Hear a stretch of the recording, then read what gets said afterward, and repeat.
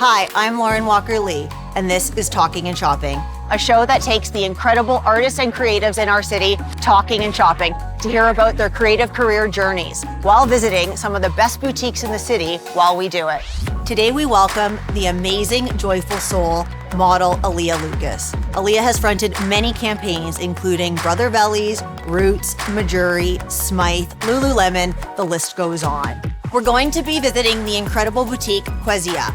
The founder, Fanny, creates every piece on her own, and she blends African textiles with Western contemporary designs. Let's go talking and shopping with Aliya Lucas. So I think it's always best to start at the beginning. Can you tell me about your upbringing, where you grew up? Were arts or fashion part of that? I grew up in Pickering. As far as arts go, my parents were good at bringing us to like museums and art galleries and, jazz festival, any excuse to kind of come into the city for whatever the city was putting on. And then on my mom's side, everyone's really artistic. All of my uncles they do like watercolor, oil paintings. My one aunt does stained glass, and my grandfather was a really great painter. And so that's kind of always been encouraged in us from a young age, arts and crafts and drawing, that sort of thing. And so can you describe your mother's style? I could say her style icons are like Bianca Jagger, David Bowie, like that sort of thing. And she was a little kind of hippie-ish, like she always had feather earrings. She always wear a lot of color, and that's where I got most of my exposure to makeup was from my mom. She would always, her makeup was always well done. Her nails were always done. She was just like always put together, but effortlessly. Sounds so cool. She's really freaking cool. It's like some of these pieces. Yeah, these are beautiful. I was admiring Yeah. those. This was my grandmother's engagement ring. It was passed down to me. And then like I have some of her earrings, but mostly I have her makeup. She had these like single eyeshadows, loose powder eyeshadows of like 100 colors, and so I still have those. I still have some of her makeup brushes and stuff. Yeah. So were you into magazines or fashion television growing up? No, not at all. I just kind of would dress. I mean, growing up, I had no style, and we were kind of lower class, our family. So like it was a lot of hand-me-downs that we would get, and just like nothing really that like we could express ourselves through our clothes until Halloween came around, and then our mom would like make our costumes and paint our faces and that sort of thing. Were the arts always part of your high school education? Yeah, so art was encouraged for me at home from a very young age, and then I took to it young in school, in elementary school, and so I was always like What was your medium? Growing up, it was always graphite, just like pencil drawings, and then as soon as I think it was grade 7 was the first time I was exposed to oil painting. Oh, crazy. And then in high school, it just kind of grew from there. So oil painting I still do that. How did you get into modeling? And the famous question, how were you scouted? So I didn't get scouted, and I never thought twice about modeling growing up. It was my older sister who always wanted to model, and so that was kind of her thing, and I never even considered it. And then when I moved to Toronto, it was about 3 or 4 years ago, I moved to Toronto. I was working at a restaurant, and one of my coworkers was represented by a lead. Yeah. And she had talked to me about it, and she's like, you should go in. They have open calls every Wednesday. And I was like, yeah, okay, we'll see. And then every week she's like, did you go? So I went to shut her up, basically. And then I got signed, and I was like, oh, crap. Like, now I have to do this. This is crazy. Can you tell me a little bit about those first couple months modeling, when it started to like snowball? So when I first started, my hair was always straight. They would always like have me straighten my hair. And I just didn't feel like, when I would look back at the pictures, I didn't feel that they were pictures of me. And I was kind of just of the mindset of I'll do this until my contract's up, but I don't think it's for me. Like I just didn't feel really comfortable doing it. And then I met my friend Christopher Sherman, who's a Toronto photographer who I love so very much.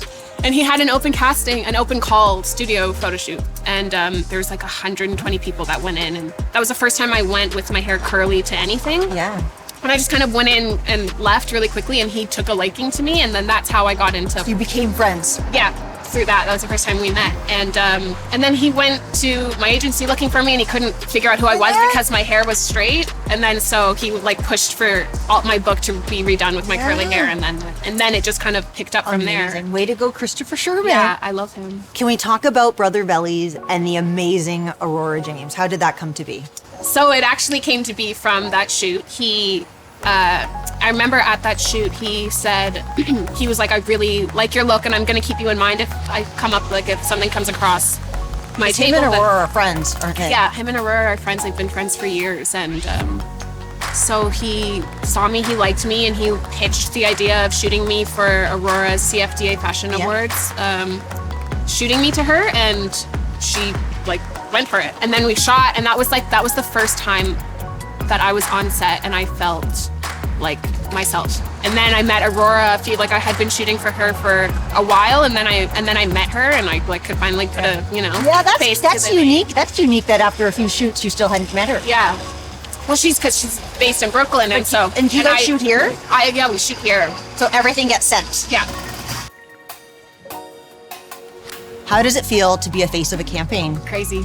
I find it easy to, if the brand has a specific demographic or a specific look that they're looking for, and the mood board, and we have a conversation about the direction they're trying to go in, it's easy for me to kind of get into character of what that brand is looking for. And then if I see myself as the face of that brand, I don't really see it as myself. I see it as a character that I'm playing, which is easier for me because it is like surreal. So then there's times when I work with Mejuri, it's a Toronto brand. Yeah. And one of the first campaigns I did was with Mejuri, and then they had like bus shelters, and it was on streetcars, and my face was everywhere, and I felt like myself on set with them. So that was surreal. Diversity and representation has become a critical topic within fashion and beauty. Can you speak to some of the changes you've seen? Yeah, it's definitely been an important topic that's come up in the past couple of months with the BLM movement and everything. And I do find that the industry is quick to respond to it in terms of casting. I do see that there is a lot of diversity when I go to castings now, and if I'm on set in a campaign and there's multiple models, I'm happy with the direction that we're moving in. I mean, there's still a long way to go, but it's important. It's important for. I mean, I never was really into fashion magazines growing up, but whatever ads I did see, commercial or in a magazine, I didn't see myself in that, and so it's important that young girls who are like me or different, just not diverse. It just needs to be diversity, and I think it's happening slowly but surely, but I'm happy with the response that the industry has taken to get there. So we've done the talking, let's go shopping. Fanny, thank you so much for having us here. The space is so beautiful. I would love for you to kind of just start from the beginning and take us through, because there's so many different textiles and fabrics. Yeah, so you have will be like the prints and the cotton ones. So those are African fabric. And what I'll do actually, I will pair them with fabric from other part of the world. For example, like you have here you have a cotton. This is organza, and the details inside will have the African fabric. My grandmother used to sew me outfits, me and my sisters, when we were young. And she's from Barbados, but this fabric reminds me so much of my childhood. My grandmother, like sewing outfits in the basement. Yeah. For here, I'm using handwoven Moroccan cotton on one side, and then you have the African fabric on the other side. So I literally just kind of like I traveled around and sourced fabric from different places, and I pair them with the African fabric. You just opened your boutique. Yeah. So I need you to tell me a little bit about how this happened during a pandemic. I had a showroom, but I was renting a space within a store, Toronto Designers Market. And one day I literally received a phone call saying, "Hey Fanny, there's a space available. It would be perfect for you." Then it all started like that. Yeah. So I opened in August. End of August. And you know what? It's very interesting. It's just another journey, learning so much. Just really learning to connect with customer at a different level, to create an experience with them, not just, a store where you just go grab something and leave, but really want to actually create a whole experience when they come in the store, and also connect better with our audience.